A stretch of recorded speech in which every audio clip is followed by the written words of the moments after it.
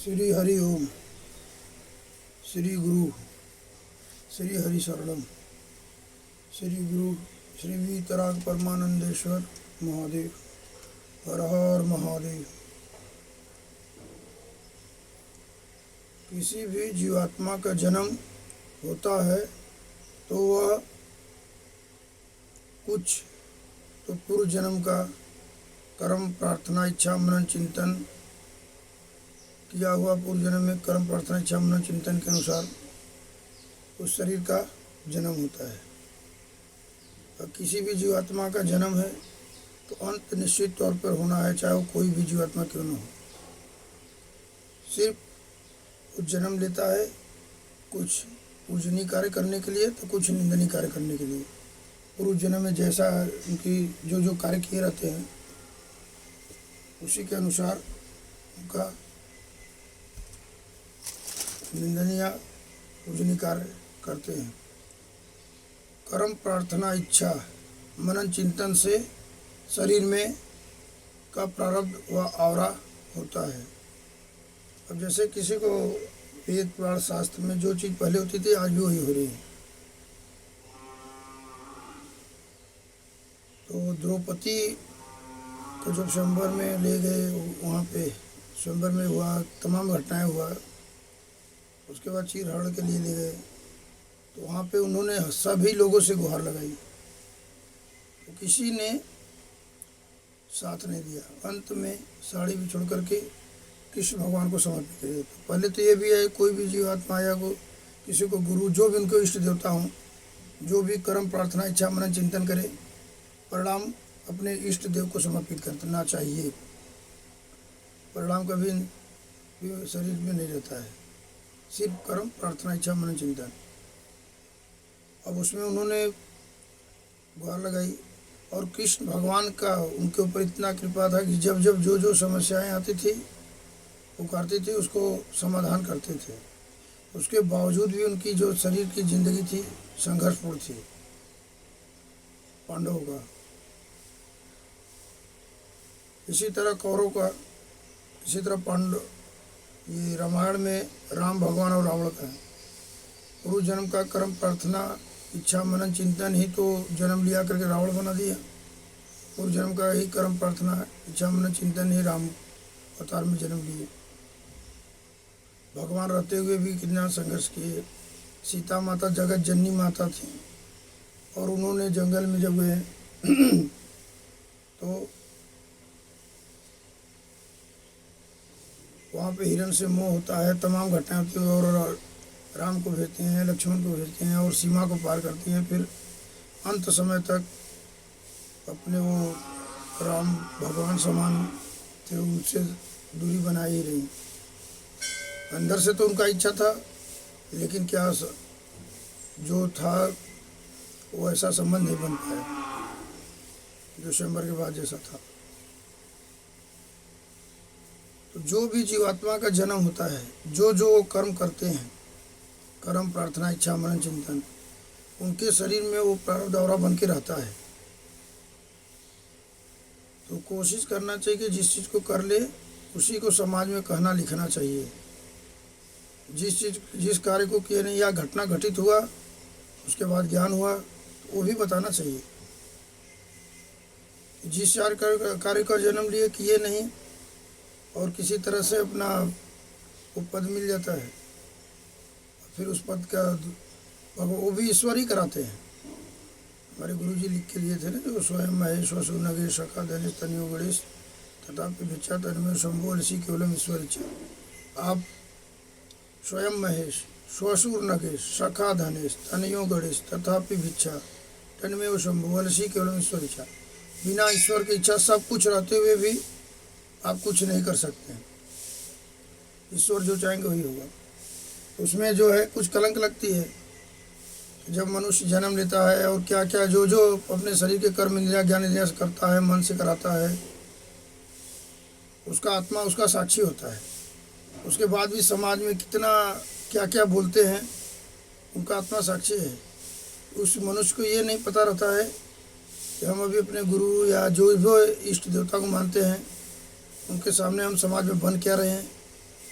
और अपने शरीर से किए क्या है।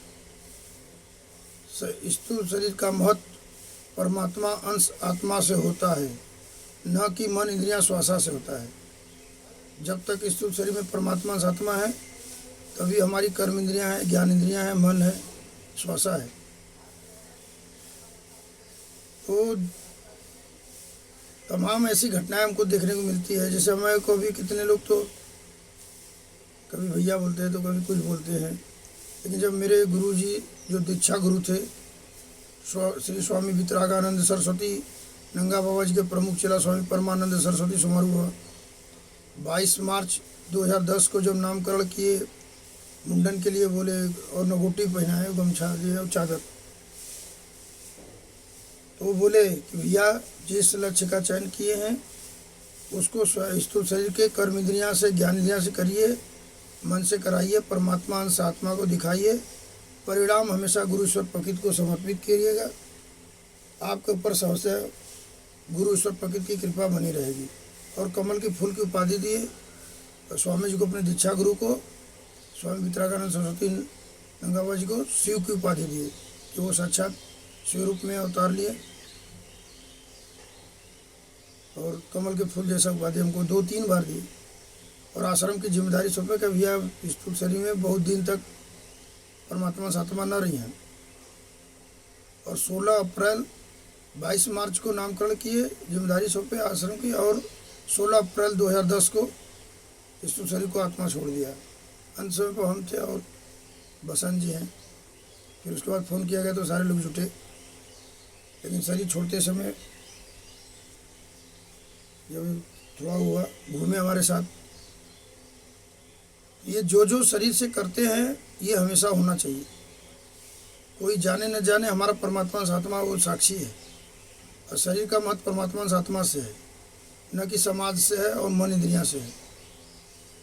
आदमी बीमार होता है, डॉक्टर दवाई चलाते हैं, ठीक होना न होना डॉक्टर के हाथ में नहीं है, न किसी सिद्ध पुरुष के हाथ में। यदि सिद्ध पुरुष के हाथ में है तो वो शरीर क्यों छोड़ देते हैं?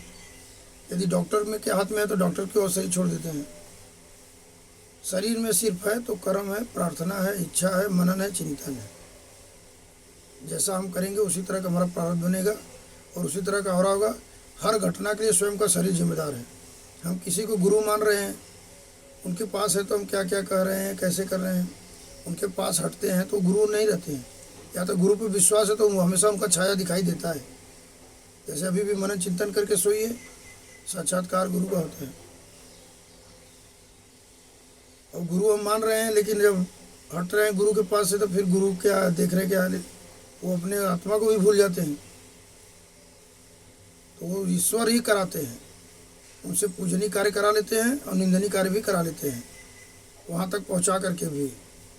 रावण जो था विश्व विजयी थे, सब चीज़ पे विजय थे, बहुत महान थे, लेकिन वही शरीर था कि फिर उनको राक्षस की उपाधि दे दी समाज में। जो कि विद्वान थे, महान थे, राम थे, भगवान थे, जंगल में भटकते रहे। भगवान थे तो क्यों भटके? तो संघर्षपूर्ण जिंदगी जिए। जितने भी पुरुष से महापुरुष बने हैं सभी संघर्षपूर्ण जिंदगी जिए हैं, लेकिन उनके शरीर के प्रारब्ध में वो है, जो कार्य किए हैं वो है। तो जब भी समाज में कुछ कहे लिखे तो उसको कोशिश करना चाहिए पहले करने। और जिसको का जो जैसे कोई किसी को गुरु मान रहा है या शिष्य मान रहा है या माता पिता, जो भी स्थूल शरीर का रिश्ता है, तो यदि माता पिता है तो उनके अंदर माता पिता का ही छवि देखें। उनकी अच्छाई बुराई, धर्म अधर्म नहीं देखना चाहिए, वही तो संशय पैदा करता है। फिर संशय आत्मा विनश्यते शरीर है की स्थिति पैदा होती है और शरीर का पतन हो जाता है। शरीर में कोई बीमारी आती है तो बीमारी कुछ पूर्व जन्म में किए हुए कर्म, प्रार्थना, इच्छा, मनन, चिंतन, तो कुछ वर्तमान में रहन सहन, खान पीन, संगत में किया हुआ कर्म, प्रार्थना, इच्छा, मनन, चिंतन के अनुसार ही शरीर को बीमारी आती है। और कोई ना कोई शरीर को, आत्मा को छोड़ने के लिए कोई ना कोई माध्यम भी चाहता है। कभी ईश्वर अपने ऊपर नहीं लेते हैं, कुछ न कुछ लेकिन परंतु लगाते हैं। तो कुल सब मिला के यही है कि सभी घटनाओं के लिए स्वयं का शरीर जिम्मेदार होता है। कि समाज में हम कहते क्या हैं, करते क्या हैं, लिखते क्या हैं, और रियल में है क्या अंदर से और क्या क्या हम किए हैं। अब हम ही जैसे थे 9 अप्रैल 1980 में गुरु जी को वचन दिया कि बड़ा होंगे विवाह नहीं करेंगे, और वो था लड़कपन था, उसका कोई हमारे पास वो भी नहीं था। लेकिन